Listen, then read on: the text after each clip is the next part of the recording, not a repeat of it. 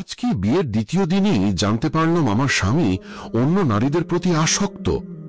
সেটা অন্য কেউ না, বরং আমার শাশুড়ি নিজে আমাকে বললেন। বিয়েটা আম্মু আব্বুর পছন্দেই করেছি।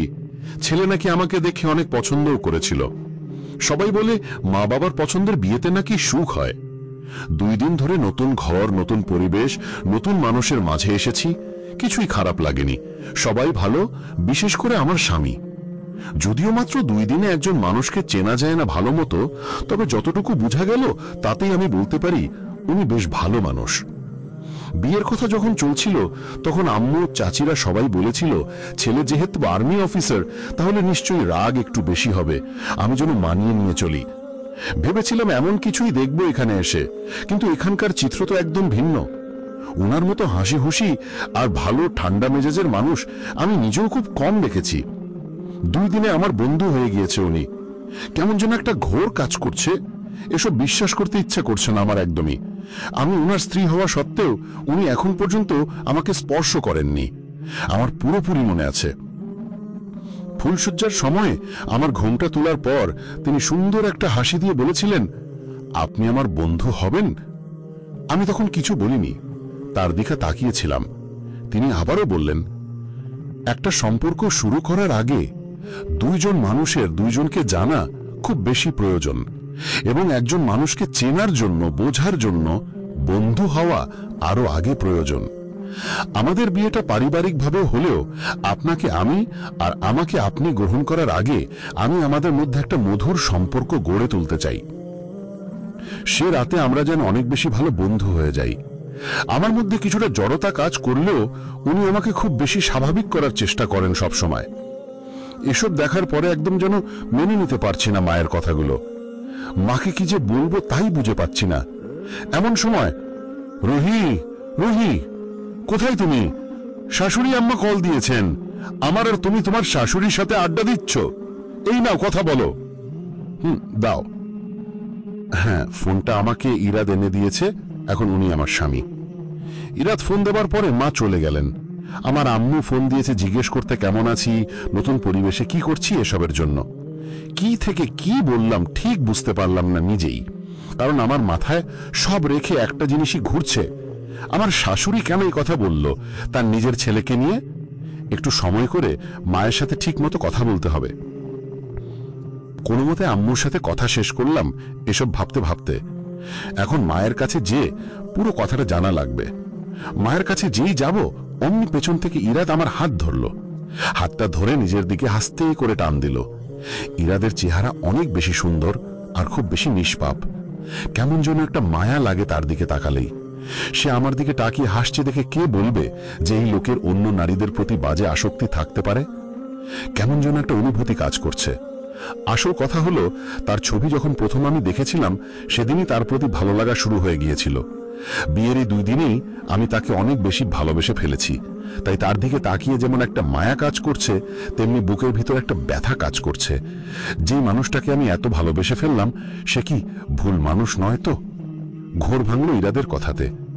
রুহি, কোথায় যাচ্ছ তুমি? তোমার জন্য একটা সারপ্রাইজ আছে। রুহি, মায়ের সাথে একটু কথা বলতে যাচ্ছি। এইটা বলার সাথে সাথে ইরাদের মুখটা একদম শুকিয়ে গেল।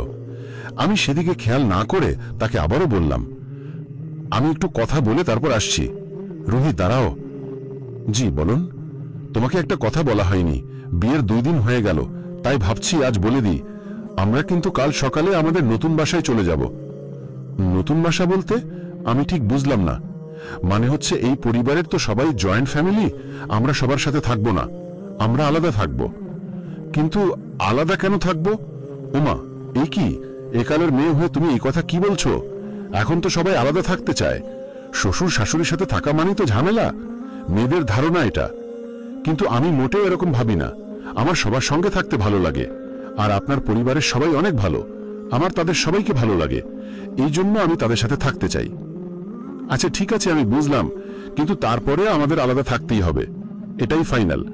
তুমি প্লিজ তোমার ব্যাগগুলো আনপ্যাক করো না। আমিও আমার ব্যাগ গুছিয়ে নিয়েছি। আচ্ছা, তাহলে আমি এখন মায়ের কাছে যাই, তার সাথে একটু কথা আছে। আচ্ছা ঠিক আছে, চলো, আমার বাবার সাথে কিছু কথা আছে। আচ্ছা ঠিক আছে, চলুন। কিন্তু মনে মনে আমি ভাবছি ইরাদ আমার সাথে গেলে আমি তো মাকে জিজ্ঞেস করতে পারবো না কিছু, তার সামনে কিছু। আর আজকে প্রায় রাত হয়ে গিয়েছে, কাল সকালে যদি আমাদের চলে যাওয়া লাগে তাহলে আমি পুরো কথা জানবো কি করে? আমি বুঝতেই পারছি না। মায়ের রুমে যাওয়ার পরে দেখলাম মা শুধু একাই আছেন, বাবা নেই ঘরে। মা, আসতে পারি? রুহি, ভিতরে আসো মা। মা, বাবা কোথায়? উনি একটু বাইরে গিয়েছেন। আমি 2 দিন একটা জিনিস বেশ লক্ষ্য করেছি, ইরাদ মার সাথে তেমন একটা কথা বলেন না, আর মাও তার সাথে তেমন একটা কথা বলেন না। মা দেখতে বেশ সুন্দরী একজন মহিলা, আর খুব সুন্দর করে মানুষের সঙ্গে কথা বলেন। ইরাদরা 3 ভাই বোন। ইরাবি তার পরিবারের বড় ছেলে, বড় বোন ডক্টর ইনা এবং ছোটটা 7-এ পড়ে তুলি। বড় ছেলে হিসাবে ইরাদকে তার পরিবারের সবাই অনেক ভালোবাসে, কিন্তু ইরাদ কেন যেন মায়ের কাছ থেকে একটু বেশি দূরে দূরে থাকে, এবং ইরাদ এটাও চায় না যে আমি মায়ের সঙ্গে খুব একটা মেলামেশা করি। আমি দেখেছি যতবারই মায়ের সঙ্গে খুব মেলামেশা করি ততবারই কোনো না কোনো অজুহাত দিয়ে ইরাদ আমায় দূরে নিয়ে যায় অথবা মায়ের সাথে কথা বলতে দেয় না। তাদের দুজনের মধ্যে কি কোনো সমস্যা, নাকি ইরাদ সত্যিটা আমায় জানতে দিবেন না? মূলত এটা লুকানোর জন্য ইরাদ এমন করে। আমি আসলে কিছুই বুঝতে পারছি না, তবে সত্যিটা আমার বের করতেই হবে। আমি এই জন্য ইরাদকে বললাম, বাবা তো বাইরে আছেন, আপনি ঘরে গিয়ে বসুন, বাবা যখন আসবেন তখন আমি আপনাকে ডাক দিব বাবার সঙ্গে কথা বলার জন্য। সে আমার কথা মতো বলল, আচ্ছা ঠিক আছে, তবে তুমি তাড়াতাড়ি চলে এসো। জি ঠিক আছে। ইরাদ জমার পরে আমি মাকে বললাম, মা, আপনার সঙ্গে আমার কিছু কথা আছে। আমি বুঝতে পেরেছি তুমি কি বলবে। হ্যাঁ বোমা, ইরাদের চরিত্র খারাপ, ওর মদের নেশা আছে, এবং মা হয়ে কথাটা বলতে আমার খুবই লজ্জা হচ্ছে, কিন্তু ও এক এক দিন এক এক নারীর কাছে যায়। ওর স্বভাবের জন্য আমরা অনেক অপমানিত হয়েছিলাম, তাই ওর বাবা চাননি বিয়ের আগে তোমাদের কাছে এই কথাটা জানান। কিন্তু এখন আমি ভাবলাম তুমি একজন নারী, তোমার অধিকার আছে তোমার স্বামীর চরিত্র কিরকম সেটা জানার, তাই আমি তোমায় এটা জানিয়ে দিলাম। তবে ইরাদ অন্য দিক দিয়ে খারাপ না, সব দিকেই ঠিক আছে, সবার সাথে ভালোভাবে মিলেমিশে। এখন সে তোমায় ভালোবাসে, হয়তোবা তার চরিত্রটা ঠিক হয়ে যাবে, এবং অন্য কারো সাথে এই ব্যাপারে কথা বলে কিছুই হবে না, কারণ সবাই এটা জানে। জেনেও সবাই না জানা মতো ভান করে, সবাই ব্যাপারটা লুকিয়ে রাখতে চায়। আর ইরাদের কাজকর্মে তুমি আস্তে আস্তে বুঝতে পারবে। আমাদের বাড়ি থেকে ঠিক 2 বাড়ি পরে একটা মেয়ে থাকে, মায়া নামের। সেই মেয়েটার সঙ্গে ইরাদের দীর্ঘদিনের সম্পর্ক। হয়তো ইরাদের একটা বাচ্চাও আছে, যদিও ইরাদ কখনো সে স্বীকৃতি দেয়নি এবং মায়াও স্বীকৃতি চায়নি। কারণটা আমরা জানি না, জিজ্ঞাসাও করেছিলাম মায়াকে বিয়ে করবে কিনা, সে না বলে দিয়েছিল। তবে আমার মনে হয় বাচ্চাটা ইরাদের।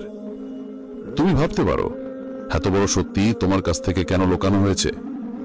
তবে আমি একটা কথাই বলবো, পুরুষ মানুষ একটু এমন হয়। আর তাছাড়া এত বড় ঘরে তোমার বিয়েও হতো না, যদিও তুমি দেখতে অনেক সুন্দরী, কিন্তু তারপরেও আমাদের ইরাদের মতো বর এবং এই ধরনের উচ্চ বংশীয় ও ধনাঢ্য পরিবার খুব কম আছে। আর এই জন্য আমি তোমাকে ভাগ্যবতী মনে করি। আর আমি কিছুই জানাইনি। আচ্ছা বৌমা, তুমি এখন আসতে পারো। আর এই ব্যাপারটা তেমন কোনো সমস্যা কিছু করবে না আমি আশা করি। তুমি এদিকে তেমন গুরুত্ব দিও না, পুরুষ মানুষ ঘুরে ফিরে তো বইয়ের কাছেই আসবে। মায়ের রুম থেকে মনে হচ্ছে বের হতে পারছি না, পা চলছে না। খুব কষ্ট করে বের হয়ে রান্নাঘরে আসলাম। চোখ দিয়ে অঝরে পানি ঝরছে, শুধু মনে হচ্ছে এই কিসের মধ্যে চলে আসলাম আমি। আমি তো জীবনে বেশি কিছু চাইনি, আমি শুধু চেয়েছিলাম ছোট একটা সংসার হবে, ভালো একটা স্বামী হবে যে আমাকে অনেক বেশি ভালোবাসবে। আমার চাওয়া তো এর থেকে বেশি কিছু ছিল না। তাহলে কি ইরাদ চরিত্রহীন একজন লোক? আমি সঙ্গে সারাটা জীবন কি করে কাটাবো? এসব ভাবতে ভাবতেই পিছন থেকে কে যেন এসে জড়িয়ে ধরল। মনে হচ্ছে আমার নিঃশ্বাস বন্ধ হয়ে আসছে। ইরাদ যখন সর্বপ্রথম আমাকে দেখতে আসলো আমাদের বিয়ের জন্য, আমার অনেক বেশি ভয় লাগছিল। এর আগে কোনোদিন কোনো ছেলেপক্ষ আমায় দেখতে আসেনি। এই ভয় তো আমি তার ছবিটাও দেখিনি। সকাল থেকে হাত পা ঠান্ডা হয়ে আসছিল। মিলিয়াপা আমাকে কিভাবে সান্ত্বনা দিবে, কিভাবে বুঝাবে তা নিয়ে উনি ব্যতিব্যস্ত হয়ে পড়েছিলেন। কারণ আমি ছোটবেলা থেকেই তো একটু ভীতু টাইপের ছিলাম, অল্পতেই ঘাবড়ে যেতাম। আর আজ প্রথম ছেলেপক্ষ আমায় দেখতে আসবে, কি যে করবো বুঝতে পারছিলাম না। মা বাবার অনেক আশা এই ঘরটাতে বিয়ে দেওয়ার, আর ছেলেদেরও অনেক আগ্রহ। সব মিলিয়ে আমি নার্ভাস হয়ে গিয়েছিলাম। বিকেলের দিকে মিলিয়াপা আমায় গোলাপি একটা শাড়ি পরালেন, গোলাপি কাঁচের চুড়ি, মাথায় বেলি ফুল এবং ঠোঁটে হালকা গোলাপি লিপস্টিক। আমার তেমন একটা সাজসজ্জার প্রতি নেশা ছিল না, কখনোই। টুকটাক টুকটাক সাজতে পারতাম, এই জন্য আমার সাজানোর দায়িত্ব পুরোপুরি মিলিয়াপা নিজেই নিয়েছিলেন। ইরাদরা সন্ধ্যায় বাসায় আসলো। তাদের সামনে আমি যাবার আগে আম্মু আর চাচি খুব ভালো মতো আমাকে বুঝিয়ে দিলেন, সুন্দর মতো যেন কথা বলি আর কোনো ভুল না করি। আব্বু এসে আমাকে ডাক দিলেন, চায়ের ট্রে দেওয়া হলো হাতে, কিন্তু হাত এমন ভাবে কাঁপছিল যে তাদের সামনেই আমি চায়ের ট্রে হাত থেকে ফেলে দেই। মা তো একদম মাথায় হাত দিয়ে দিলেন, হয়তো তার ভাবনা হচ্ছিল হে বুঝি বিয়েটা ভাঙলো। আমিও তাই ভাবছিলাম, কিন্তু ইনা আপু আর বাবা মানে ইরাদের আব্বু হাসতে শুরু করে দিলেন। আমি তাদের হাসি শুনে তাদের দিকে তাকালাম। এর আগে খুব লজ্জা লাগছিল তাকাতে। তখনই দেখলাম ইনা আপুর পাশে নীল পাঞ্জাবি পরে একদম সুদর্শন যুবক বসে মুচকি হাসছেন। ইনি হচ্ছেন ইরাদ। যে কেউ দেখে প্রেমে পড়ে যাওয়ার উপায়। ইরাদকে আমার এতই বেশি ভালো লাগলো যে তার থেকে চোখ সরাতে ইচ্ছা করছিল না। কিন্তু আশেপাশে এত মানুষ, যদি তার দিকে তাকিয়ে থাকি সবাই আমায় নির্লজ্জ ভাববে। এই জন্য কয়েক সেকেন্ডের মধ্যেই আবার নিচের দিকে তাকিয়ে ফেললাম। ইনা আপু আমায় তার পাশে নিয়ে বসালেন, বললেন, তুমি নিশ্চয়ই অনেক নার্ভাস, তাই না? ইটস ওকে, ইজি হও। ইরাদের মা বাবা আমায় কিছু প্রশ্ন করলেন, আমি তাদের উত্তর দিলাম। তারা বললেন, আমাদের মেয়ে পছন্দ হয়েছে, এখন আপনারা আমাদের ছেলের কাছে কিছু জানতে চাইলে জিজ্ঞেস করতে পারেন। আমরা সবাই রাজি। আম্মু আমার ভেতর নিয়ে গেল। মেয়ে জিজ্ঞেস করলো আমার ছেলে পছন্দ হয়েছে কিনা। আমি বললাম হ্যাঁ। বললাম ব্যাস। বাসায় সবাই মিষ্টি খাওয়া দাওয়া শুরু করলো। সবাই অনেক বেশি খুশি। সেই দিনই বিয়ের ডেট ফিক্সড হয়ে গেল যে 3 মাস পরে আমাদের বিয়ে হবে, এবং ঠিক 15 দিন পরে আমাদের এনগেজমেন্ট হলো। এনগেজমেন্ট থেকে নিয়ে বিয়ে পর্যন্ত সবকিছুর মধ্যেই মা এবং ইনা আপু তারা বারবার এসেছেন বাসায়, সবকিছু করেছেন। কিন্তু এর মাঝে শুধু এনগেজমেন্টের দিনই ইরাদের সাথে দেখা হয়েছে। তার নাকি খুব কাজ ছিল, কি নাকি গুছানোর ছিল, এজন্য সে সময় করে উঠতে পারছিলেন না, এবং বিয়ের আগেই তার এগুলো করার কথা ছিল। সবশেষে বিয়ের 5 দিন আগে ইরাদ আমায় ফোন দিলেন। মোবাইল স্ক্রিনে ইরাদের নামটা দেখতে কেমন যেন কলিজা ধুকফুক করতে শুরু করলো। ফোনটা রিসিভ করে সালাম দিলাম। ইরাদ সালামের জবাব নিয়ে সরি বললেন তার ব্যস্ততার জন্যে। জিজ্ঞেস করলেন সবকিছু আমার পছন্দ মতো হচ্ছে কিনা, কোনো কিছুর কমতি আছে কিনা। আমি হ্যাঁ না উত্তর দিলাম। কেমন যেন লাগছিল, কিন্তু খুব বেশি ফ্রেন্ডলি বিহেভ করলেন উনি। খুব ভালো লেগেছিল যে মানুষটা যেরকম সুন্দর তার মনটাও ঠিক তেমনি সুন্দর। দেখতে দেখতে বিয়ে পড়ানো হলো, বিয়ে হলো, নতুন ঘর, নতুন পরিবেশ, নতুন সংসারে আসলাম। আমাদের বাসর রাতটা ছিল আমাদের বন্ধু হওয়ার রাত। এক রাতে ইরাদ আমার খুব কাছে আর বিশ্বস্ত একজন বন্ধু হয়ে গেল। পরদিন সকালে ঘুম থেকে উঠে আমি গোসল করে ইরাদকে ডাক দিলাম, দুইজনে নামাজ পড়ে নিলাম। তারপর ইরাদ আবার ঘুমিয়ে পড়ল, আর আমি ব্যস্ত হয়ে গেলাম শাড়ি পরতে। কিন্তু বিপত্তি তখন ঘটল যখন পুরো 1 ঘন্টা লাগিয়ে শাড়ি পরার পরে দেখলাম আমি উল্টো শাড়ি পরেছি। দেখি আমি আয়নায় দাঁড়িয়ে আমায় দেখছি, আর ইরাদ পিছন থেকে দাঁড়িয়ে দাঁড়িয়ে হাসছে। আমি জিজ্ঞেস করলাম, হাসছো কেন? ইরাদ বলল, তুমি ঠিক মতো শাড়ি পরতে পেরেছ? আমি বললাম, হ্যাঁ, দেখ না কত সুন্দর করে শাড়িটা পরেছি। ইরাদ তখন আরো হাসতে শুরু করলো এবং বলল, আগে কখনো নিজ হাতে শাড়ি পরনি তাই না? আমি বললাম, সবসময় মিলি আপা আমায় রেডি করে দিত, কোনো প্রোগ্রামে গেলে আজকে তো শাড়ি পরা লাগবে, তাই নিজে প্রথমে চেষ্টা করলাম। এর আগে কখনো নিজ হাতে শাড়ি পরিনি। ইরাদ বলল, আচ্ছা ঠিক আছে, সমস্যা নেই। ইনার শাড়ি পরার সময় অনেকদিন আমার কাছে হেল্প নিয়েছে। ওর শাড়ি পরা দেখতে দেখতে আমি নিজেই এখন বুঝি শাড়ি কিভাবে পরতে হয়। তুমি আমার কাছে আসো, আমি তোমায় পরিয়ে দিচ্ছি। যদিও আমার খুব লজ্জা লাগছিল যখন ও আমায় আস্তে আস্তে শাড়িটা পরিয়ে দিচ্ছিল। একদম শ্বাস প্রশ্বাস ঘন হয়ে আসছিল। ওর হাতের স্পর্শ যখন লাগছিল কেমন যেন অনুভূতি হচ্ছিল। লজ্জার জন্য আমি তার দিকে তাকাতেই পারছিলাম না। পরে মনে মনে ভাবলাম, এত লজ্জা পাওয়ার কিছু নেই, সে তো আমার স্বামী হয়। নিজের মনকে লজ্জা থেকে বাঁচানোর একটা বৃথা চেষ্টা করছিলাম আর কি। শাড়ি পরানোর সময় আমি এক নজর ইরাদকে দেখছিলাম আর ভাবছিলাম, কিভাবে এত তাড়াতাড়ি একটা মানুষের প্রেমে পড়ে গেলাম।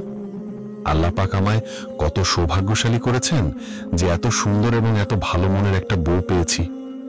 শাড়ি পরানো শেষ করার পরে ইরাদ নিজ হাতে আমায় সাজিয়ে দিলেন। যদিও বিয়ের 3 মাসে আমি সাজ শিখার জন্য পার্লার একটা কোর্স করে নিয়েছিলাম, কিন্তু দেখলাম আমি কোর্স করলেও ইরাদ একজন পুরুষ মানুষ হয়েও অনেক সুন্দর কালার কন্ট্রাস্ট করতে পারেন এবং খুব সুন্দর মেকআপ আইডিয়া আছে। তারপর কি যে সুন্দর বিয়ের 2টা দিন কাটলো তা আসলে কাউকে বলে বোঝানোর না। কিন্তু যখনই কয়েক ঘন্টা আগের কথাগুলো মনে করি, নিঃশ্বাস বন্ধ হয়ে আসছে। পিছন ফিরে দেখলাম মিলি আপু আমায় জড়িয়ে ধরে আছে। মা বাবা আর আম্মু আব্বু সবাই নাকি ড্রয়িং রুমে বসে আছে। কাল যেহেতু আমি নতুন বাসায় চলে যাব, তাই এই বাসা থেকে বিদায় দেওয়ার জন্য আম্মু আব্বু এসছেন এবং মা বাবার নাকি কি যেন কথা আছে তাদের সাথে। আমার কোনো খুশিতেই আসলে খুশি লাগছে না। ইরাদের বাচ্চা আছে, বাইরে সম্পর্ক আছে, এই ধরনের সত্যি নিজের স্বামীর চরিত্র নিয়ে শোনার পরে নিশ্চয়ই কোনো নারীর আর কিছুই ভালো লাগবে না।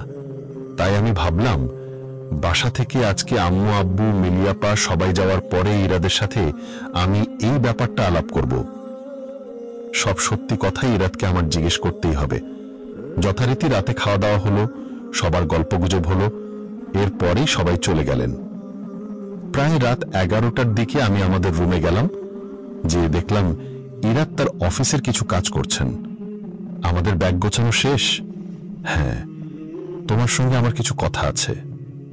বলো, তোমার কি বিয়ের আগে কোনো সম্পর্ক ছিল বা আছে?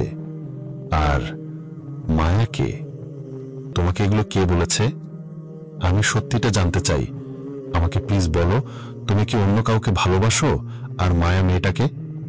দেখো রোহি, অনেক রাত হয়ে গিয়েছে, আমি এ ব্যাপারে কোনো কথা বলতে চাচ্ছি না। আর হ্যাঁ, মায়ার প্রসঙ্গে আমি তোমার সঙ্গে কোনো কথাই বলতে চাই না। আশা করি তুমি বুঝতে পারবে আর এই ব্যাপারটা নিয়ে কোনো প্রশ্ন আমায় করবে না, অন্ততপক্ষে এখন। যখন সময় হবে আমি নিজেই তোমায় সব বলবো। এখন প্লিজ নিজেও ঘুমিয়ে পড়ো আর আমায় একটু কাজ করতে দাও। ইরাদের আজকের ব্যবহার আর প্রতিদিনের ব্যবহারের মধ্যে আসমান জমিনের পার্থক্য। এতটা রাগ আর বিরক্তি নিয়ে সে কখনো আমার সাথে কথা বলেনি। আমি আর কোনো কথা না বাড়িয়ে শুয়ে পড়লাম। ঘুম নেই চোখে। প্রায় আধা ঘন্টা পরে বুঝলাম তার ফোন বাজছে। সে বাইরে গেল ঘর থেকে ফোনটা নিয়ে আস্তে আস্তে। তার যে চিন্তা মাখা মুখ ছিল তা মুহূর্তেই চলে গেল। চোখে মুখে হাসি দেখতে পেলাম। খুব কষ্ট হলো এবং মায়ের বলা কথাগুলো বারবার মনে পড়তে লাগলো। সে কথাগুলো বিশ্বাস করতে মোটেই ইচ্ছে করেনি আমার, এখনো করছে না। কিন্তু ওনার এরকম আচরণ দেখে আর কিছু বলার নেই। নিজের মনকে সান্ত্বনা দেবার মতো কোনো কারণই সে দেয়নি আমাকে। ঘড়ির কাঁটায় সময় বেড়েই চলছে। 2টা বাজলো, 3টা বাজলো, এরকম করতে করতে ফজরের আজান শুরু হয়ে গেল। ইরাদের ঘরে আসার কোনো নাম নেই। আমি উঠে অজু করে ঘর থেকে বের হলাম ইরাদকে নামাজের জন্য ডাক দিতে। দেখি সে ড্রয়িং রুমে বসে আছে এবং ফোনে এখনো কথা বলছে। আমি একটু আড়াল হয়ে কথাগুলো শোনার চেষ্টা করলাম। যা শুনতে পেলাম তা শোনার জন্য আমি মোটেও প্রস্তুত ছিলাম না। ইরাদ বলছে, আচ্ছা বাবু, এখন রাখি, নামাজ পড়তে হবে। আই লাভ ইউ এ লট। এবং একদম ভয় পাবে না, আমি সবসময় আছি তোমার পাশে। এই কথাগুলো শুনে আমি আর কিছু শোনার মতো অবস্থায় ছিলাম না। দৌড়ে নিজের ঘরে চলে আসলাম, এসে নামাজে বসে পড়লাম। আমার সব স্বপ্ন, সব স্বাদ, সবকিছু এক নিমিষেই যেন শেষ হয়ে গেল। মোনাজাতে আল্লাহকে বললাম, আল্লাহ পাক, আমি কি দোষ করেছি? আমার কেন এরকম পরীক্ষা নিচ্ছেন? আমার পরিবারে কি দোষ? প্রথমে মিলি আপা, আর এখন আমি। আমাদের জীবনটা কত সুন্দর ছিল। আপা কত ভালো ছাত্রী ছিল, ভালো একটা চাকরি করতেন, কিন্তু তার বিয়ে হলো একটা ফ্রড লোকের সাথে। এমন হতো না। নিজের পছন্দে বিয়ে করেছিলেন, বাবা মায়ের পছন্দসই ছেলেকেই করেছিলেন বিয়ে, কিন্তু তার কপালে সুখ সইল না। লোকের আগে থেকে একটা বউ ছিল, এজন্য আমরা তাকে ছাড়িয়ে নিয়েছিলাম। এরপর বাবা মা আমায় দিলেন বিয়ে, কিন্তু একই দেখলাম আমার স্বামী অন্য নারীর প্রতি আসক্ত। এই সব কিছু সহ্য করে থাকার ক্ষমতা আমার নেই আল্লাহ পাক। এখন যদি বাড়ি ফিরে যাই, সবাই বাবা মা কি কথা শোনাবে যে 2 মেয়ের বিয়ে হলো আর একজনের সংসার করে থাকতে পারল না। দোষটা কার ছিল সেটা দেখবে না, সমাজ সবসময় দোষ দেয় মেয়েদের। দেয় যেমন দিয়েছিল মিলি আপাকে, এমনি দিবে আমাকে, বাবা মাকে, সবার থেকে। মিলি আপার জন্য অনেক কথা শুনতে হয়েছে। এখন আমি যদি বাড়ি ফিরে যাই, আমার জন্য বাবা মা নানান ধরনের কথা শুনতে হবে। তার জন্য তারা অসুস্থ হয়ে পড়বে। কিন্তু এরকম লোকের সংসার কিভাবে করব? সে একজন ভণ্ড লোক, সে একজন প্রতারক। ভদ্রতার ভেষে কিভাবে প্রতারণা করতে হয় তা মনে হয় তার থেকে ভালো করে আর কেউ জানে না। আজ খুব কষ্ট হচ্ছে আর নিজের প্রতি ঘৃণাও হচ্ছে। যেরকম একজনকে কেন আমি ভালোবাসছি, কেন তার সঙ্গে আমার বিয়ে হলো? আল্লাহ, আপনি আমাকে পথ দেখান। আপনি নাকি যা করেন ভালোর জন্য করেন। এখানে ভালো কি হচ্ছে আল্লাহ পাক? আপনি আমাকে পথ দেখান, আপনি আমার সাহায্য করুন। নামাজ শেষ করতে দেখলাম ইরাদ ঘরে প্রবেশ করলো। ঘরে প্রবেশ করেই মিষ্টি একটা হাসি দিয়ে বলছে, কি আমার বউটা উঠে গেছ? আমি বললাম, হ্যাঁ। সে বলল, ঘুম কেমন হয়েছে? তার দিকে না তাকিয়ে উত্তর দিলাম, ভালো। তার সঙ্গে কথা বলতে ইচ্ছে হচ্ছে না একদমই। সে যেন ভুলে গিয়েছে রাতে তার সঙ্গে আমার ঝগড়া হয়েছিল। বাথরুমে ঢুকতে ঢুকতেই রাত বলল, তাড়াতাড়ি তৈরি হয়ে নাও, আমরা কিন্তু নাস্তা করে আমাদের বাসার জন্য রওনা হয়ে যাব। আমি আর কিছু বললাম না। ব্যাগগুলো চেক করলাম সব ঠিকভাবে নিয়েছে কিনা। দেখলাম হ্যাঁ, সব ঠিকঠাক ভাবে গোছানো হয়েছে। 7:30টার দিকে আম্মু ফোন দিলেন। তিনি বললেন আমি যেন বেগুনি আর হলুদ হলুদ একটা শাড়ি পরি। নতুন ঘর নতুন সংসারে পা রাখে হলুদ আর বেগুনি রাস নাকি ভালো। আরো কিছু টুকটাক কথা বলে আমার সাথে ফোনটা রেখে দিলাম আর মনে মনে হাসলাম, যার স্বামী তার নিজের না, তার আবার কিসের সংসার, কিসের ঘর। 8টার দিকে একসাথে সবাই নাস্তা করে সবার কাছ থেকে বিদায় নিলাম আমরা দুইজন। এর মাঝে রাতের দিকে একবারও তাকানো হয়নি। বাইরে ঝিরিঝিরি বৃষ্টি হচ্ছে, আবহাওয়াটা বেশ সুন্দর। আমি নিয়ে সে একা। এরকম একটা মুহূর্তের জন্য কত অপেক্ষা করেছি সারা জীবন। অন্য সময় হলে আমি অনেক বেশি খুশি হতাম। এরকম রোমান্টিক একটা আবহাওয়ায় এবং ভালোবাসার মানুষটা পাশে কি অদ্ভুত একটা ভালো লাগা কাজ করত। কিন্তু এখন এরকম কিছুই হচ্ছে না। নিজের প্রতি একটা ঘৃণা কাজ করছে। কেন এই লোকটার প্রতি দুর্বলতা কাজ করে? এখন পর্যন্ত আমি তার দিকে একবারও তাকাচ্ছি না, কিন্তু আর চোখে দেখছি সে তাকাচ্ছে আমার দিকে। কাচের গ্লাসটা খুলে দিলাম। ঝির বৃষ্টি এসে আমার মুখে পড়ছে। কিছুটা শান্তি পাচ্ছি। হঠাৎ সে বাংলা পুরনো গান ছাড়ল। যেটুকু সময় তুমি থাকো পাশে, মনে হয় এ দেহে প্রাণ আছে। বাকিটা সময় যেন মরণ আমার, হৃদয়ে জুড়ে নামে অথই আধার। জানো রুহি, এই গানটা পুরো আমার মনের কথা বলেছে। যতটুকু সময় তুমি পাশে থাকো মনে হয় আমার দুনিয়াটা জান্নাত, আর তুমি না থাকলে কিছুই ভালো লাগে না। তোমায় যখন প্রথম দেখেছিলাম না, সেদিনই আমি তোমার প্রেমে পড়ে গিয়েছিলাম। অনেক বেশি ভালোবাসি তোমাকে। তার এই কথাগুলো শুনে আমার ভালো লাগছে না, কেমন যেন অস্থিরতা বেড়েই যাচ্ছে। সে আবারও বলল, রুহি, একটা জিনিস খেয়াল করেছো? তুমি আর আমি ম্যাচ করে ড্রেস পরেছি।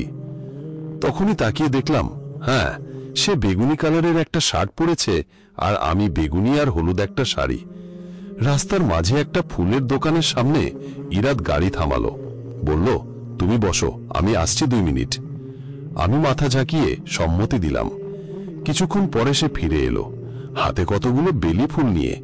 আমাকে বলল, তুমি এগুলো তোমার মাথায় পরো, তোমাকে বেলি ফুল পরলে অনেক সুন্দর দেখা যায়। ফুলগুলো পরলাম। সে আমার দিকে এমনভাবে তাকিয়ে আছে যেমন নতুন দেখছে, অথবা তার আমার প্রতি খুব ভালোবাসা। তারই চাহনি দেখে মনে মনে বলছি, এত নাটক কিভাবে করো তুমি? এত নাটক আসে কিভাবে ইরাদ? একটু পরপর ইরাদ আমার দিকে তাকিয়ে দেখছে। আমি বুঝেও না বোঝার ভান ধরে একবার বাইরের দিকে তাকাই, না হয় গান পাল্টাই। এভাবেই প্রায় আধা ঘন্টা কেটে গেল। রুহি, তোমার জন্য একটা সারপ্রাইজ আছে। জিজ্ঞেস করবে না কি সারপ্রাইজ? যা দেবার তো সকালেই দিয়ে দিয়েছ, মনে মনে বললাম। কি সারপ্রাইজ? একটু পরেই দেখতে পাবে। তাহলে বলারই বা কি দরকার ছিল? কিছু বললে? না, কিছু না। ইরাদ মিটিমিটি হাসছেন। কিছুক্ষণ পর আমরা ঢাকা ক্যান্টনমেন্টে পৌঁছে গেলাম। একটা সুন্দর বাড়ির সামনে গাড়ি থামলো। ওয়াচম্যান এসে ইরাদকে সালাম দিল। বুঝলাম হয়তো এখানেই আমরা থাকব। বাড়ির নেম প্লেটটা তাকিয়ে যা দেখলাম তা দেখার জন্য আমি মোটেও প্রস্তুত ছিলাম না। বাড়িটার নাম রুহি ম্যানশন। মানেটা আমি ঠিক বুঝতে পারলাম না। অনেকগুলো প্রশ্ন মনের ভিতর ঘুরপাক খাচ্ছিল। ইরাদের দিকে প্রশ্নবোধক চাউনি নিয়ে তাকালাম। বাসর রাতে বউকে গিফট দিতে হয়, আমি তোমায় কোনো গিফট দেইনি। তুমিও কিছু চাওনি। সেদিন তোমাকে গিফট এই জন্য দেইনি কারণ বাড়িটা আমি প্যাকেট করে তো তোমার হাতে দিতে পারবো না, তাই। এভাবে তাকিয়ে আছেন কেন? ম্যাডাম, এটা আপনার বাড়ি। এই যে নিন কাগজপত্র এবং আপনার গেটের চাবি। আমি? বাড়ি? কেন? আমি না, বাড়িটা তোমার। এখন আমার বউটা যদি আমাকে পারমিশন দেয় তাহলে কি আমরা ভেতরে যেতে পারি? তার হাত থেকে কাগজের চাবি নিয়ে বললাম, জি, ভেতরে চলুন। রহিম, ব্যাগগুলো পেছন নিয়ে রাখো। আচ্ছা স্যার, নিতাসি। রুহি, 1 মিনিট দাঁড়াও। তুমি এভাবে ভেতরে যেতে পারবে না। চোখটা বন্ধ করো। কেন? আরে করো তো আগে, চোখটা বন্ধ করো। আমি চোখ বন্ধ করতেই ইরাদ আমায় কোলে তুলে নিল। আল্লাহ আল্লাহ, কি করছো? ছাড়ো। ছাড়বো কেন? ছাড়ার জন্য তো বিয়ে করিনি। আমি চাই না আমার বউটা কষ্ট করে হেঁটে হেঁটে ভেতরে যাবে, তাই কোলে নিয়েছি। আর আমার বউ নিজের বাড়ি প্রথম যাবে, এই জন্য তাকে হেঁটে যেতে দেব না। সে নিজের বাড়ি এসেছে, তাই সে রানীদের মতোই ভেতরে যাবে। আমি হেঁটে যেতে পারবো, ছাড়ো। হ্যাঁ পারবে, তবুও আমি তো দেব না। ম্যাম, আপনাকে ভালো রাখার দায়িত্ব আমার, আর আমার দায়িত্ব আমি যথেষ্ট অক্ষরে অক্ষরে পালন করার চেষ্টা করি, তাই কোনো কথা হবে না। রাগে গা জ্বলে যাচ্ছে তার নাটক দেখে। আর ভালো লাগছে না, বিরক্ত লাগছে। বাড়ির ভিতর এক এক করে ও আমায় নিয়ে প্রবেশ করছে, আর আমি যেন আমার ডায়েরির পাতায় লেখা প্রতিটা স্বপ্নকে সত্যি হতে দেখছি। অর্থাৎ বাড়িটা এমনভাবে সাজানো হয়েছে যেমনটা আমি আমার স্বপ্ন দেখতাম, যেমনটা আমি সবসময় ভাবতাম। বাড়িটা একদম আমার মন মতো হয়েছে। নিজের অজান্তেই বলে উঠলাম, তুমি কিভাবে জানলে আমার পছন্দ? আমি ঠিক বুঝতে পারছি না। সব ক্রেডিট মিলি আপার। মিলি আপা আমাকে সাহায্য করেছে আপনার ডায়েরি দিয়ে। এখন এসব বাদ দিয়ে বলুন, আপনার কি পছন্দ হয়েছে নাকি ডেকোরেশনে কোনো চেঞ্জ করাবো? না, সব অনেক সুন্দর হয়েছে, ভালো লেগেছে আমার, ধন্যবাদ। এখন নামি? নামবে? কোত্থেকে? তোমার কোলের থেকে নামাও। ও হ্যাঁ রুহি, তোমার তো কোনো ওজনই লাগলো না আমার কাছে। আজ থেকে খাওয়া দাওয়া বাড়িয়ে দিতে হবে তোমার। আমার ওজন কি কম মনে হয়? হ্যাঁ, অনেক কম। এর সাথে কথা বাড়ানোর ইচ্ছে আমার হচ্ছে না, তাই চুপ করে রইলাম। যত সব ঢং। আচ্ছা, আমার রান্না করতে হবে, রান্নার জিনিসপত্র আনা লাগবে, আনিয়ে দিন। জি ম্যাডাম, আপনার সব জিনিসপত্র হয়তো 1 বা 2 ঘন্টার ভিতরে চলে আসবে। আমি আগে কল করে দিছি, কিন্তু আজকে লাঞ্চ আর ডিনার বাইরের থেকে করব। কোনো কাজ করার দরকার নেই তোমার। এমনিতে পুরো 1 সপ্তাহ জুড়ে অনেক ধকল গেছে তোমার উপর দিয়ে, আজকে শুধু রেস্ট করবে। জোহরের আজান দিচ্ছে, আমি তাহলে নামাজটা পড়ে নি, তুমিও পরে আসো।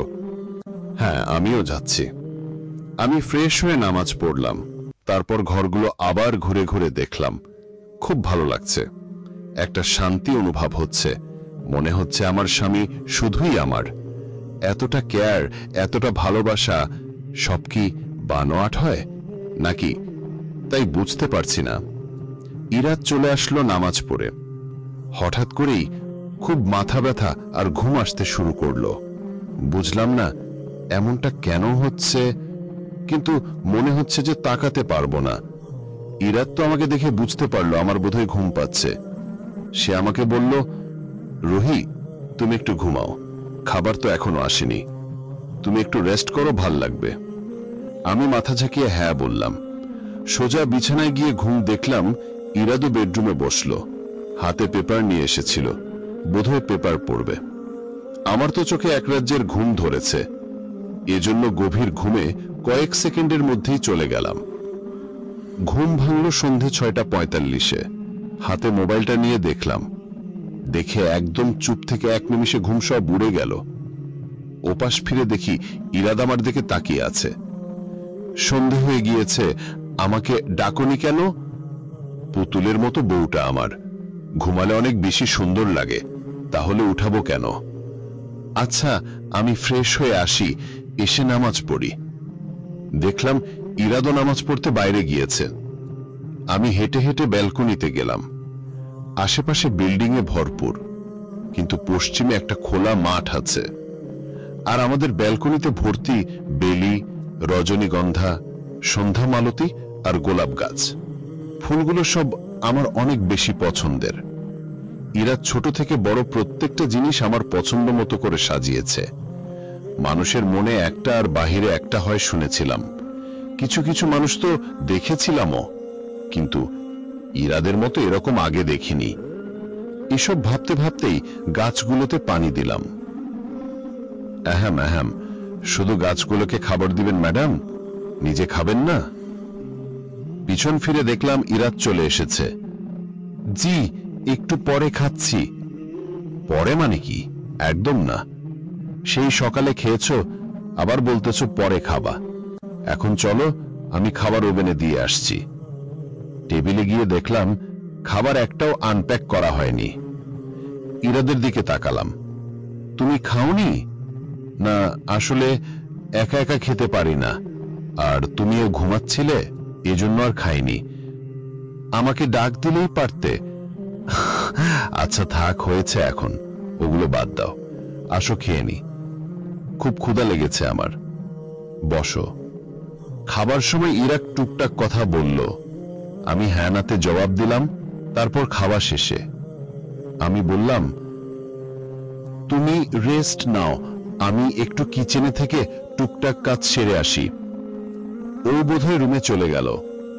আমি টুকটাক কাজ শেষ করে রুমে যাব, তখন দেখি ইরাদ সোফার ঘরে বসে টম এন্ড জেরি দেখছে আর হাসছে।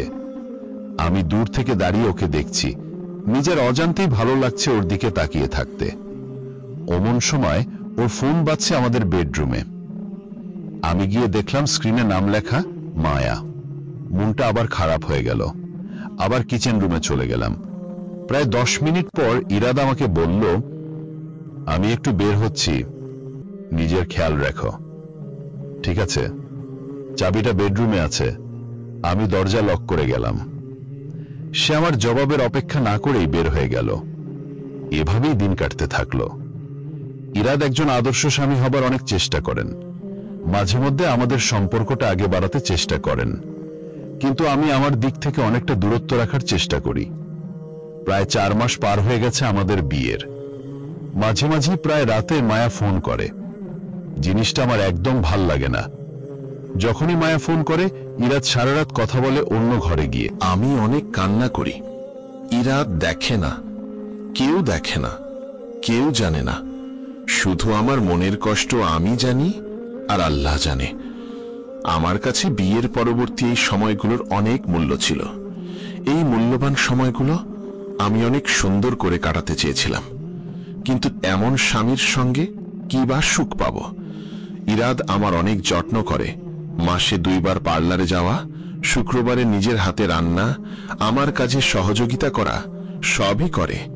শুধু আমার মনের শান্তি নেই, কারণ স্বামীটা তো আমার একার না, মাঝে মাঝে অনেক ইচ্ছা হয় আর 10টা কাপলের মতো একসাথে ঘুরতে বেরোই, সবার মতো করে মনের 2টা কথা বলি, একসাথে আকাশের চাঁদ দেখি। ইরাদের আচরণ আমার প্রতি এত সুন্দর, মনে হয় সব ভুলে যায়। কিন্তু পরক্ষণেই মায়ার কথা, মায়া করা ফোনগুলি, মায়া যখন ডাকে তখন তার হন্তধন্ত হয়ে বের হয়ে যাওয়া, এসব কিছুই যখন মনে পড়ে তখন এসবের ইচ্ছা মরে যায়, মনে হয় নিজেই মরে যায়। এজন্যই তো প্রয়োজন ছাড়া বিয়ের 4 মাস চলে গেছে, তারপরেও তার সাথে কোনো কথা বলি না। অনেকদিন বাবার মায়ের সাথে দেখা হয় না, মিলি আপার সাথেও না। সবার কথা খুব মনে পড়ছে। দেখি ইরাদকে বলবো যে 2 দিন বাবার বাড়ি হয়ে আসি। ইরাদ ব্যালকনিতে দাঁড়িয়ে ফোনে কথা বলছে। দেখো সোনা, তুমি সুস্থ হয়ে গেছো, এটাই আমার জন্য অনেক। আমি পারলে তোমার সাথে প্রতিদিন থাকতাম, কিন্তু এখন সেটা সম্ভব না। আমাকে কিছুদিন সময় দাও, তুমি তো সুস্থ হয়ে গিয়েছো। আমি কালকে তোমার সাথে দেখা করতে আসব। Love you. আর রুহির সাথে এই ব্যাপারটা আমি তাড়াতাড়ি শেয়ার করব। তুমি চিন্তা করো না, আমাকে ছাড়া আর বেশি দিন তোমার থাকা লাগবে না। রুহিকে পাঠানোর ব্যবস্থা আমি করছি। কথা শোনার পর আমার মাথাটা একদম চক্কর দিয়ে উঠল। তাহলে কি ইরাদ আমাকে ডিভোর্স দিবে? ইরাদ কি আমাকে ডিভোর্স দিয়ে দিবে? আমি তো তার জীবনে কোনো ধরনের হস্তক্ষেপ করি না, নিজের মতো থাকি, তার প্রতিটা প্রয়োজনের খেয়াল রাখার চেষ্টা করি। এক প্রকার তার সবকিছুই মেনে নিয়েছি, কারণ মা বাবাকে আর কষ্ট দেয়া যাবে না। একবার অনেক বেশি কষ্ট পেয়ে গিয়েছে, এখন যদি আবার আমার জন্য একই কষ্ট পায়, তারা তো এটা মেনে নিতে পারবে না, সহ্য করতে পারবে না। ছোট মেয়ে ডিভোর্স কিভাবে তারা সহ্য করবে? আমি এখন কি করব? আল্লাহ পাক আমাকে পথ দেখান। একটু পরেই ইরাদ ঘরে আসলো। রুহি, অনেকদিন হলো তুমি তোমার বাবার বাড়ি যাও না। একটা কাজ করো, কালকে বাবার বাড়ি চলে যাও, কিছুদিন বেরিয়ে আসো। কেন, কোথাও যাবে তুমি? হ্যাঁ, একটু কাজ আছে। তুমি 4-5 দিনের জন্য যাও, আমি ফিরে তোমাকে বাড়ি নিয়ে আসব। আচ্ছা। রাতে খাওয়া দাওয়া শেষ করার পর রুমে আসলাম, দেখি ইরাদ সব প্যাকিং অলরেডি করে ফেলেছে। আমি কিছু বললাম না, নিজের প্যাকিংগুলো আস্তে আস্তে করতে শুরু করলাম। ইরাদ পারতো এক্ষুনি আমাকে বলে দিতে কথাগুলো, সে আসলে কি চাচ্ছে। 12টার দিকে ইরাদের ফোনে যথারীতি কল আসলো। সে ফোনটা নিয়ে বেলকনিতে চলে গেল। আমিও তার পিছন পিছন গেলাম। দেখি সে বলছে, হ্যাঁ দোস্ত, এই দিনটার জন্য আমি যে কত বেশি অপেক্ষা করেছি তোকে বলে বোঝাতে পারবো না। ফাইনালি মায়া কালকে বউ সাজবে, আমি মায়াকে বউয়ের সাথে দেখব, তুবার সমাজের স্বীকৃতি পাবে, বাবার পরিচয় বড় হবে। হ্যাঁ, রুহিকে এসব জানানো হয়নি এখনো, কিন্তু জানিয়ে দিব, আগে বিয়েটা হোক। এর পরে না হলে এসব মেনে নাও নিতে পারে, ওর জন্য অনেক বড় একটা ধাক্কাও হতে পারে। তাই সব ঠিকঠাক হবার পরেই ওকে জানাবো আমি। আচ্ছা দোস্ত, এখন ঘুমাতে যাই, আজকে অনেক ঘুম পাচ্ছে। সব মিলিয়ে ইরাদের কথাগুলো একত্রিত করে বুঝতে পারলাম, ইরাদ কালকে মায়াকে বিয়ে করে নিয়ে আসবে, আর আমাকে বাবার বাড়ি এই জন্যই পাঠিয়ে দিতে চাচ্ছে। না, আর না, এভাবে আসলে কারো সাথে থাকা যাবে না। আমি এক ঘরে সতীনের সংসার করতে পারবো না। যা হবার হবে, ইরাদকে ডিভোর্স দিয়ে দিব। ইরাদ আজকে 1টার মধ্যেই ঘুমিয়ে পড়লেন। তার চোখ মুখে খুব প্রশান্তি দেখা যাচ্ছে, মনে হচ্ছে অনেকদিন পরে এরকম শান্তির ঘুম, টেনশন মুক্ত ঘুম দিতে পেরেছে। আর আমার আজকে আবারও ঘুম নেই। ঠিক 4 মাস আগে যেমন একটা ভয়াবহ নির্ঘুম রাত কাটিয়েছিলাম, ঠিক তেমন আরেকটা রাত কাটছে। পাহাড়ের মতো কি যেন মনে হচ্ছে আমার বুকের ভিতর চাপা দিয়ে আছে। নিঃশ্বাস বন্ধ হয়ে আসছে আমার। এই 4 মাসের সংসার জীবনের সমাপ্তি আজকে ঘটতে যাচ্ছে। কাল থেকে আর আমি ইরাদকে পাবো না, আর এই রাতকে কখনো এত কাছ থেকে দেখা হবে না। আমি মানি ইরাদকে মন থেকে গ্রহণ করে নিতে পারিনি কখনো, কিন্তু শত হলেও ও তো আমার স্বামী। কেমন যেন একটা অজানা বাঁধনে বেঁধে গেছে মনটা। কাল থেকে হয়তো এই বাঁধনটা ছুটে যাবে, কিছুদিন পরে হয়তো ডিভোর্স হয়ে যাবে। সারা রাত জাগলাম, চোখ দিয়ে পানি পড়ছে। ঘরগুলো ঘুরে দেখলাম, ইরাদের কিছু ছবি তুললাম, আর আমাদের বিয়ের অ্যালবামটা সাথে করে নিয়ে নিলাম। ভোরের আলো ফুটল চারিদিকে, আজান দিচ্ছে। ওযু করে শেষবারের মতো আমাদের ঘরে নামাজ পড়ে নিলাম। বুকের ভিতরটা ফেটে যাচ্ছে। এরপর থেকে এই ঘরটায় হয়তো মায়া থাকবে। ইরাদের দায়িত্বে ছিলাম আমি। ভালোবাসাই তো ছিল মায়া, আমি তো কখনই তার ভালোবাসা ছিলাম না। হয়তো কয়েকদিন পরে ও আমাকে একদম ভুলে যাবে। ইরাদেই কয়েক মাসে একজন ভালো স্বামী হবার অনেক চেষ্টা করেছে, এজন্য আমি তাকে যথেষ্ট সম্মান করি। আর প্রত্যেকের জীবনে একটা আলাদা সুখে সন্ধান থাকে, আলাদা আলাদা। হয়তো ইরাদের আছে মায়ার মধ্যে, আমার মধ্যে নেই, এজন্য হাজার চেষ্টা করার পরও সে আমার হয়নি। ইরাদের পছন্দের খিচুড়ি আর ডিম ভাজি করলাম শেষবারের মতো। আমার হাতের রান্না, এইটা তো খাবে আজকে, তাই তার পছন্দের খাবার তৈরি করলাম। দেখি 7টা বাজে, ইরাদ ঘুম থেকে উঠে গিয়েছে। আরে রুহি, তুমি কষ্ট করে নাস্তা কেন বানালে? আমি তো ভেবেছিলাম যে কিছু কিনে খেয়ে নিব, তুমি তাড়াতাড়ি তৈরি হয়ে নাও। মনে মনে বললাম, এত তারা আমাকে বিদায় করার জন্য? যাক, তুমি যেভাবে সুখী আমিও সেভাবেই সুখী। ইরাদ প্রায় 1 সপ্তাহ আগে আমার একটা লাল শাড়ি এনে দিয়েছিল। আজকে সে লাল বেনারসিটাই পরলাম। শেষবারের মতো বউ সাজে সেজে নেই। মনে মনে হাসলাম, আজ নিজের ঘর থেকে শেষবারের মতো চলে যাচ্ছি। আমার স্বামী আমায় বিদায় দিতে যাচ্ছে, অথচ সে সত্যিটা আমাকে বলছে না এখনো পর্যন্ত। কেন ইরাদ, সত্যিটা বলছো না? আমার চোখের দিকে তাকিয়ে কি সত্যি বলার সাহস তোমার নেই? নাকি নিজের কাছে নিজে ছোট হয়ে যাবে এজন্য কথাগুলো বলছো না? আচ্ছা রুহি, আজকে আমি তোমাকে নিজ হাতে খাইয়ে দেই? আমি খেতে পারবো, আমি খাইয়ে দেই না প্লিজ? আচ্ছা ঠিক আছে। জানো রুহি, তোমার হাতে জাদু আছে। তোমার হাতের রান্না ছাড়া এখন মনে হয় আমি কিছু খেতেই পারি না। একটা স্বাভাবিক হাসি দিলাম, কারণ কিছু বলার নেই। খাওয়া দাওয়া শেষে বের হয়ে যাব অমনি ইরাদ বলল, দাঁড়াও, তুমি হেঁটে হেঁটে কেন বের হবা আমি থাকতে? আমি তোমায় কোলে করে নিয়ে গাড়ি পর্যন্ত যাব। আমি হেঁটে যেতে পারবো, আমাকে কোলে নিতে হবে না। কিন্তু আমি তো তুমি হেঁটে যেতে দিব না, প্লিজ না করো না। আচ্ছা ঠিক আছে। যে যার যার গন্তব্যের উদ্দেশ্যে একত্রে বের হলাম। ইরাদ আমার বাড়ি পৌঁছে দিলেন। গেটের সামনে মিলি আপা, আব্বা দাঁড়িয়ে আছেন আমাদের ভেতরে নিয়ে যাবার জন্য। ইরাদকে তারা ভেতরে আসতে অনেক করে বললেন, কিন্তু ইরাদ বললেন যে তার জরুরি কাজ আছে, এজন্য সে আসতে পারবে না। এর পরের বার ইনশাআল্লাহ আসবেন।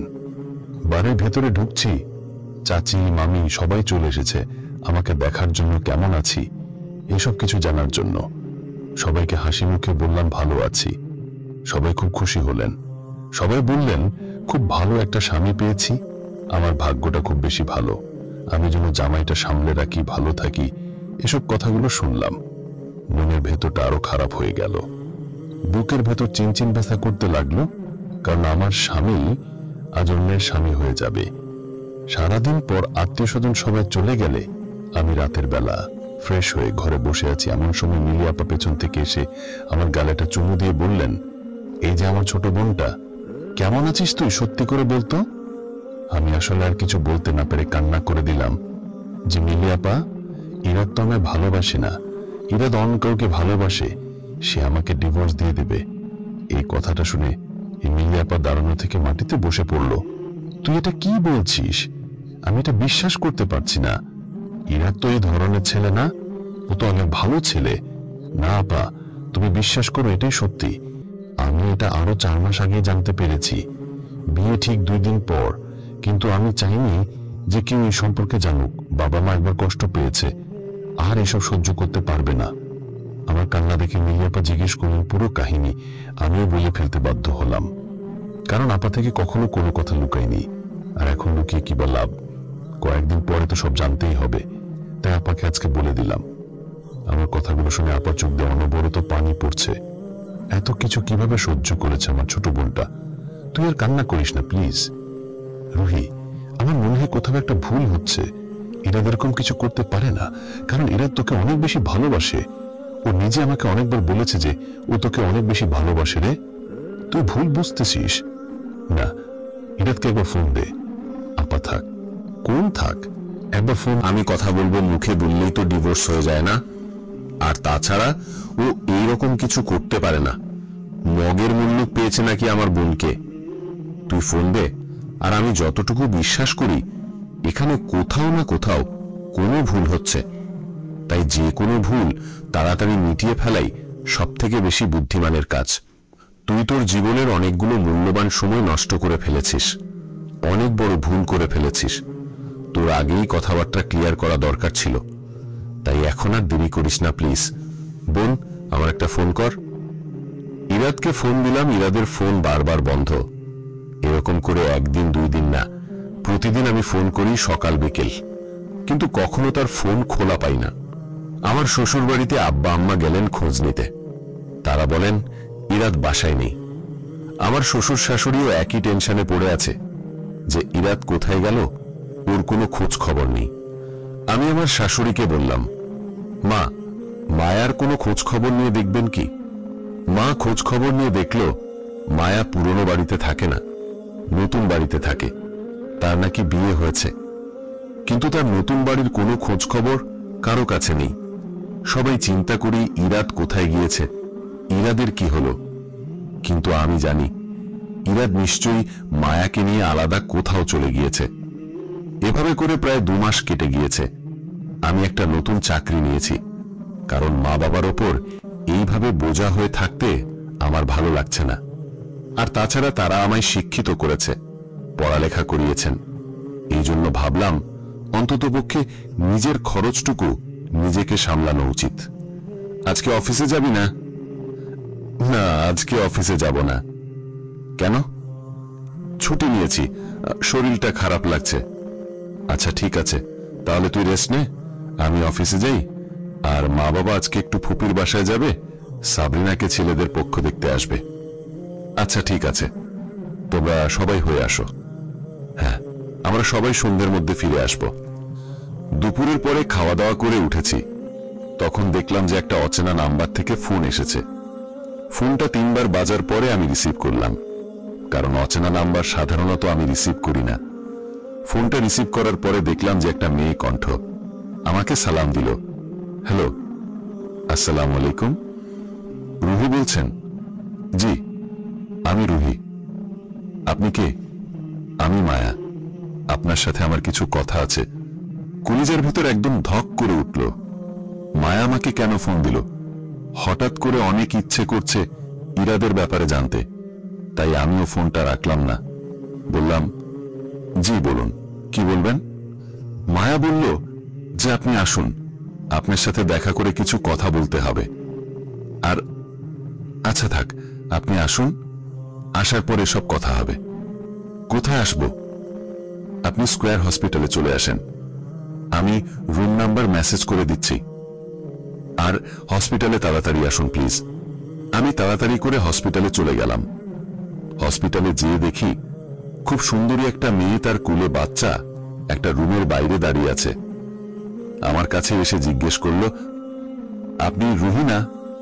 আমি বললাম যে আমি রুহি, আমি মায়া। জি বলুন, আপনি আমাকে হসপিটালে কেন ডেকেছেন? ইরাদ অ্যাক্সিডেন্ট করেছে পুরো 2 মাস আগে। আমার তো শুনে সাথে সাথে কলিজার পানি শুকিয়ে গেল, খুব বেশি খারাপ লাগতে থাকলো।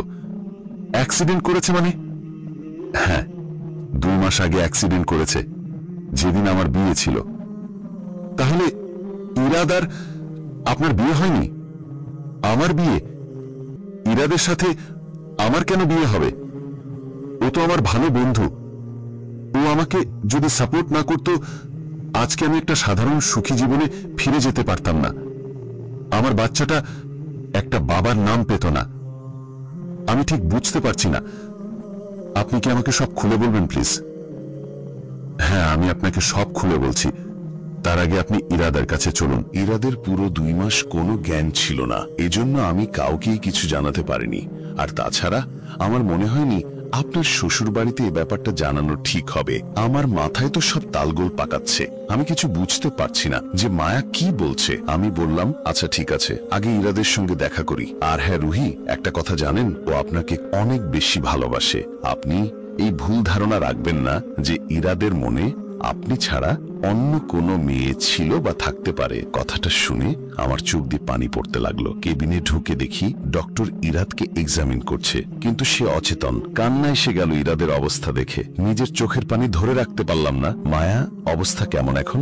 ডক্টর, ইমপ্রুভিং, তবে উনি বারবার রুহি বলে যাচ্ছে অচেতন অবস্থা থেকেই। আমার মনে হয় ওনার এখন তার পাশে থাকা উচিত। রুহি, আমি রুহি, ওনার ওয়াইফ।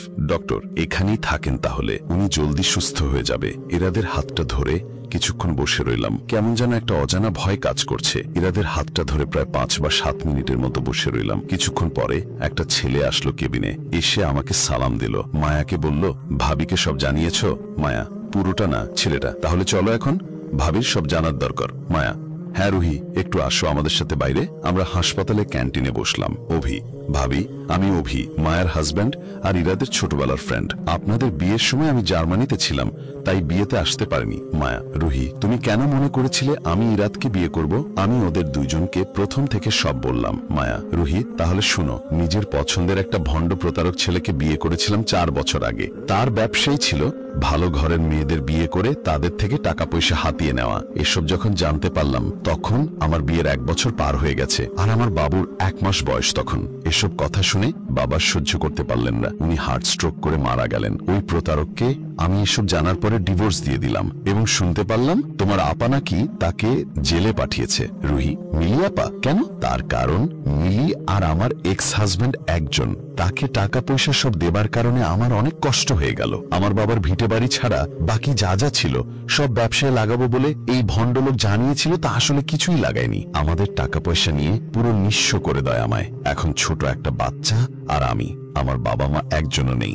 এই অবস্থায় চলতে খুব বেশি কষ্ট হয়ে গেল। তারপরেও কোন রকমে চলে যাচ্ছিলাম। কিন্তু বলে না, যার কপালে সুখ নেই তার কপালে কখনো সুখ আসে না। আমার বাচ্চাটার ক্যান্সার ধরা পড়লো। না পেরেই ইরাদকে সব বললাম। ইরাদ আমার ভাইয়ের মতো সাপোর্ট করলো, আমার বাচ্চাটা ট্রিটমেন্ট করালো। আর ইরাদ রাত্রে কথা বলতো আমার বাচ্চাটার সাথে। বাচ্চা ওকে মামা বলতো, আর বলবেই না কেন আমি জানি না। আমার আপন ভাই থাকলে আমার জন্য কতটুকু করত, কিন্তু ইরাদ যা করেছে তা আসলে বলে শেষ করার মতো নয়। অভি আর ভাবি, আমি আগে থেকে মায়াকে পছন্দ করতাম। মায়ের সাথে দুর্ঘটনা ঘটার পরে আমি মায়াকে বিয়ে করার কথা ভাবলাম। তখনই ইরাদ আমাকে বলল আর মায়াকে বলল বিয়েটা করে নেওয়ার জন্য, এটাই আমাদের জন্য ভালো হবে। তারপর মায়া ডিসিশন নিলে সে আমাকে বিয়ে করবে, এবং বিয়েটা হয়ে গেল আল্লাহর রহমতে। মায়া আর তোমার শাশুড়ি আমাকে ভুল বুঝে সবসময়। উনি চেয়েছিলেন উনার মামাতো ভাইয়ের মেয়েকে দিয়ে ইরাদকে বিয়ে করাবে, কিন্তু ইরাদ তোমাকে দেখে পছন্দ করেছিল, আর তাই উনি সব উল্টাপাল্টা কথা বানিয়ে বলেছিলেন। উনি ভালো মতোই জানতেন ইরাদ আর আমি ছোটবেলার বন্ধু, তারপরে উনি সব ধরনের উল্টাপাল্টা কথা বানিয়ে বলেছিলেন। অভি আর ভাবি, উনি কিন্তু ইরাদের আপন মানা ও সৎ মা। ইরাদের আম্মু মারা গিয়েছিলেন, তারপর ইরাদের আম্মুর বেস্ট ফ্রেন্ড অর্থাৎ বর্তমান আন্টি আঙ্কেলকে বিয়ে করে। ইরাদের কাছে জিনিসটা খুব খারাপ লাগতো, সে মেনে নিতে পারেনি ব্যাপারটা। আর আন্টিও কখনো এই জন্য ইরাদকে খুব একটা স্বাভাবিকভাবে মেনে নেয়নি। সবাইকে দেখাতো না ইরাদকে খুব ভালোবাসে, কিন্তু আসলে সবটাই বানোয়াট ছিল। মায়া আর এজন্যই ইরাদের অসুস্থতার কথা আমি আপনাকে আগে জানালাম, অন্য কাউকে জানাইনি। অভি আর ভাবি, উনি কিন্তু ইরাদের আপন মানা ও সৎ মা। ইরাদের আম্মু মারা গিয়েছিলেন, তারপর ইরাদের আম্মুর বেস্ট ফ্রেন্ড অর্থাৎ বর্তমান আন্টি আঙ্কেলকে বিয়ে করে। ইরাদের কাছে জিনিসটা খুব খারাপ লাগতো, সে মেনে নিতে পারেনি ব্যাপারটা। আর আন্টিও কখনো এই জন্য ইরাদকে খুব একটা স্বাভাবিকভাবে মেনে নেয়নি। আর এই জন্যই ইরাদের অসুস্থতার কথা আমি আপনাকে আগে জানালাম, অন্য কাউকে জানাইনি। অভি, ইরাদ আমাদের বিয়ে দিল, সেদিন রাতেই ও ব্যাক করতে চেয়েছিল আপনার কাছে, কিন্তু আমি আর মায়া ওকে যেতে দেইনি। বললাম একটা রাতে তো থেকে যা। পরদিন সকালবেলা রেডি হয়ে যে গাড়ি নিয়ে বের হলো, ঠিক তখনই একটা বড় বাস শেষে ওর গাড়িকে ধাক্কা দিল, এবং আজকে এই অবস্থা হয়ে গেল। সবকিছু শোনার পর আমি বাকরুদ্ধ হয়ে গেলাম। আমি এমন একজন মানুষকে ভুল বুঝেছি, কষ্টে আমার মরে যেতে ইচ্ছা করছে। যেখানে আমার স্বামী আমার জন্য এত কিছু করলো, এত ভালো একজন মানুষ, আর আমি কি করলাম? তাকে এভাবে সন্দেহ করলাম, ভুল বুঝলাম। আমার তো উচিত ছিল একটাবার অন্তত পক্ষে ভেবে দেখা। এসব ভাবতে ভাবতে খুব বেশি খারাপ লাগছে রুহি। কিন্তু ইরাদ আমাকে একবারও জানায়নি। মায়া বলেছিলাম না জানাতে, কারণ মিলি আর আমার ব্যাপারটা নিয়ে যদি কোনো ঝামেলা হতো, তাই ইরাদকে বলেছিলাম আগে সব ঠিক হোক, তারপর তোমার বউকে আমি সব বুঝিয়ে বলবো। তুমি যেদিন রাতে আমার কথা জিজ্ঞেস করেছিলে, ইরাদ সেদিনও তোমাকে সব বলতে চেয়েছিল। আমি ইরাদকে বলেছিলাম যে এখন কোনো দরকার নেই, ঝামেলাগুলো শেষ হলে তোমার বউকে আমি সব বুঝিয়ে বলবো। মিলি আপা এতক্ষণে চলে এসছে। এখানে পৌঁছানোর আগে মিলি আপাকে মেসেজে বলেছিলাম যে মায়া আমাকে এখানে আসতে বলেছে। মিলি আপা পেছন থেকে সামনে এসে বলল, মায়া তোমার কোনো দোষ নেই, সব ভুলে যাও। আমিও ভুলে গেছি। আর রুহি দেখো, বলেছিলাম না কোথাও ভুল হচ্ছে। আমি কাঁদতে কাঁদতে আপাকে জড়িয়ে ধরলাম। মায়া, অনেক হয়েছে। আমাদের জন্য ইরাদ আর রুহির অনেক মূল্যবান সময়গুলো নষ্ট হয়েছে। বিয়ের পরে সময়গুলো খুব সুন্দর হয়, সুন্দরভাবে কাটাতে হয়, এগুলো তো আজীবনের স্মৃতি হয়ে রয়ে যায়। কিন্তু আমাদের জন্য ইরাদ রুহির মূল্যবান সময়গুলো নষ্ট হয়ে গেল। রুহু, আমাকে প্লিজ মাফ করে দিও। রুহি, না, এতে তোমার কোনো দোষ নেই মায়া, মাফ চাইবে না। অভি, আচ্ছা আমরা এখন ইরাদের কাছে যাই। বেশ অনেকক্ষণ হলো ভাবি এসেছে, তার এখন ইরাদের কাছেই বসা দরকার। কেবিনে যেয়ে দেখি ইরাদ জেগে গেছে, আমাকে দেখে উঠে বসতে চেষ্টা করছে। রুহি, তুমি উঠো না, রিল্যাক্স করো। ইরাদ, কিছু কথা বলবো? আমি সব শুনেছি, সব জানি। ইরাদ, আমাকে মাফ করে দাও। রুহি, তুমি কেন মাফ চাচ্ছ? ইরাদ, তুমি আমাকে মাফ করে দাও। আজকে যদি না থাকতাম তাহলে তোমার কাছে হয়তো মাফটা চাইতে পারতাম না, হয়তো তোমার কাছে মাফ চাওয়ার জন্য আমি এখন পর্যন্ত বেঁচে আছি। জানো রুহি, মৃত্যুকে অনেক কাছ থেকে দেখে এসেছি। মৃত্যুকে কাছ থেকে দেখার পরে শুধুমাত্র তোমার কথাই মনে পড়তো। শুধু মৃত্যুর সাথে লড়াই করতে পেরেছি তোমার জন্য। তুমি আমাকে সাহস দিয়েছ আর আল্লাহ আমাকে বাঁচিয়েছেন। আমি ভাবছিলাম শুধু একটা জিনিসই, আমার বউটাকে তো আমি ঠিকমতো ভালোবাসতে পারলাম না, আমার বউটাকে আমি কোনো সুখ দিতে পারলাম না। আমার নিজের ঝামেলার কারণে আমার বউ হয়তো কষ্ট পাচ্ছে। রুহি, আল্লাহ হয়তো তোমার জন্যই আমাকে ফিরিয়ে এনেছেন। অনেক অনেক ভালোবাসি তোমাকে। ইরাদের চোখ দিয়ে পানি পড়ছে কথাগুলো বলতে যেয়ে। রুহি, আমিও তোমাকে অনেক বেশি ভালোবাসি। পুরো 18 দিন লাগলো ইরাদ সুস্থ হতে। এই 18 দিনের মধ্যে একটা তো এমন যায়নি যে রুহি ঘুমিয়ে কাটিয়েছে। ইরাদের প্রায় সুস্থ হয়ে যাবার পরেও রুহি নির্ঘুম রাত কাটাতো, অনেক টেনশন করত। মায়া, তুই এখন সুস্থ হয়ে গেছিস, এবার বাড়ি যা। রুহি 3 দিনের জন্য আমার সাথে যাচ্ছে। রুহি, কোথায় যাব? এই যে ম্যাডাম, চেহারার এই অবস্থা বানিয়েছেন, আপনাকে ঠিক করতে হবে না? রুহি, না, ও কিছু না, এমনি ঠিক হয়ে যাব। বললেই হলো। ইরাদ আমার জন্য অনেক করেছে, এই জন্য এবার আমাদের পালা তোমাদের জন্য কিছু করার। রুহি, মায়া থাক, লাগবে না। মায়া, আরে লাগবে, চুপচাপ আমার সাথে চলো। 3 দিন পর তোমাদের তোমার জামাইয়ের কাছে ফিরিয়ে দেব, কোনো টেনশন নেই। মায়ের কথায় এত বেশি লজ্জা লাগলো, আমি তো আশেপাশে একদম তাকাতেও পারছিলাম না। বেশ পরে ইরাদের দিকে। ইরাদ, আচ্ছা ঠিক আছে, আমার বউকে নিয়ে যা, 3 দিনের জন্য দিলাম। 3 দিন পরে আমাকে একদম লাল টুকটুকে বউয়ের মতো সাজানো হলো। আমাদের বাড়িটা ফুল দিয়ে সাজানো হয়েছে। একভাবে বলা যায় আজকে আমাদের বাসর রাত। খুব লজ্জা অনুভব করছি, মনে হচ্ছে অনেকদিন প্রেম করার পর আজ আমাদের বিয়ে হলো। সারাদিন নাকি অভি, মায়া আর মিলিয়াবা মিলে আমাদের ঘরটা সাজিয়েছে। আমাকে ঘরে এনে বসানো হয়েছে, যদিও এখন পর্যন্ত ইরাদের দেখা পাইনি। তবে এখন সবাই আমাকে ঘরে দিয়ে দরজা বন্ধ করে চলে গিয়েছে। কি সুন্দর লাগছে আমার ঘরটা, অদ্ভুত রকমের সুন্দর। বেলি আর রজনীগন্ধা দিয়ে আমার ঘরটা পুরো সাজানো হয়েছে, আর আরো কিছু গোলাপি গোলাপ। এত ভালো লাগছে, মনে হচ্ছে একটা ঘোরের মধ্যে আছি। এত সুন্দর হবে জীবনটা কখনো ভাবিনি। আল্লাহ আমার সহায় হয়েছেন। আল্লাহ আমাকে আসলেই অনেক সৌভাগ্যবতী বানিয়েছেন। আমি অবশ্য ঘুমটা দিয়ে বসে আছি, এটা মায়ের বুদ্ধি যে আমার ঘুমটা দিয়ে বসে থাকতে হবে। ইরাদ নববধূর মতো আজ আমাকে বরণ করে নিবে। মেয়েটা একদম পাগল, কি যে করবো আর। প্রায় 10 মিনিট পরে ইরাদ আসলো। আমি কি চাঁদ মুখখানা দেখতে পারি? ঘুমটার আড়ালে দেখা যাচ্ছে ইরাদকে এত সুন্দর লাগছে যা বলার মতো না। আমি আসলেই অনেক ভাগ্যবান, এত সুন্দর মন আর সুন্দর চরিত্রের স্বামী। আমার বউটা আমাকে কিছু বলবে না? যার দেখতে ইচ্ছে করে সে যেন নিজেই দেখে নেয়। ইরাদ আস্তে করে আমার ঘুমটা তুলল। মাশাআল্লাহ, আমার বউটা অনেক অনেক বেশি সুন্দর। এই আংটিটা আপনার জন্য, আজীবন এটা পরে থেকো রুহি। মনে হবে আমি সবসময় তোমার পাশে আছি। আমাকে কোনোদিন ছেড়ে যেও না রুহি, আমি তোমাকে অনেক ভালোবাসি। তুমি না থাকলে আমি বেঁচে হয়তো থাকতে পারবো না। অনেক বেশি ভালোবাসি তোমাকে। বাজে কথা বলবা না, আমি এসব শুনতে চাই না। আর চলে যাওয়ার হলে তো আগেই যেতাম। আমি নিজেও তোমাকে ছাড়া থাকতে পারি না। আমিও তোমাকে অনেক ভালোবাসি। আর আংটি তুমিই পরিয়ে দাও। আমি বিছানায় বসা আর ইরার হাঁটু গেড়ে মাটিতে বসে আমাকে আংটিটা পরিয়ে দিল। আমাদের ব্যালকনিটা খোলা, ঘরে ঠান্ডা বাতাস আসছে, শীত পড়ে গেছে, ঘরে মৃদু আলো, সব মিলিয়ে যেন একটা স্বপ্ন সত্যি হলো আমার। ইরাদ হঠাৎ আমাকে জড়িয়ে ধরল, হঠাৎ আমাকে ছেড়ে দিয়ে বলে, সরি রুহি, তুমি টাইম নিতে পারো, যখন তুমি ইজি হবে তখনই না হয় আমরা। পুরো কথা আর শেষ করতে দিলাম না, তার আগেই তার ঠোঁট আমার ঠোঁটের মাঝে নিয়ে হারিয়ে গেলাম একটা নতুন পৃথিবীতে। ভুল বোঝাবুঝি একটা সুন্দর ভালোবাসাময় সম্পর্ককে নষ্ট করে দিতে পারে, শুধুমাত্র কিছু সময়ের ব্যাপার। নিজের আর নিজের ভালোবাসার মানুষের মধ্যে এই ভুল বোঝাবুঝিটাকে ঘর করতে দিয়েন না। ভালোবাসার মূল্য দেওয়া যায় না কখনোই, আর ভালোবাসার মানুষের সাথে কাটানোর সুন্দর প্রতিটা সময়ই হয় মূল্যবান। একটু একটু করে দুজন মানুষ যদি দুজনকে বুঝে প্রতিটা দিন, তাহলে হয়ে উঠবে মূল্যবান।